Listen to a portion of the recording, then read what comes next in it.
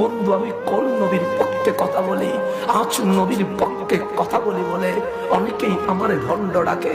আজ ইয়া রাসূলুল্লাহ বলি বলে অনেকেই আমাকে বেদাতি বলে। আজ নবীর নাম ধরে দাঁড়িয়ে যায় বলে অনেকেই আমাকে মাজার পূজারি বলে। বন্ধু আমার মুস্তাফা, আপনি হাদিস শরীফ গুলো উল্টায়া দেখেন না। আমি যখন হাসরের ময়দানে সূর্য যখন নেমে আসবে, এই জমিন যখন তামা হয়ে যাবে, উপর আর নিচ যখন গরম দিতে থাকবে, আমি আমার বাবাকে বলবো, বাবা আমার বুকে নাও না। বাবা বলবে, এটা দুনিয়ার লেনদেন ছিল, আজ তো আমার গরম লাগছে, তোকে আমি কিভাবে রক্ষা করব?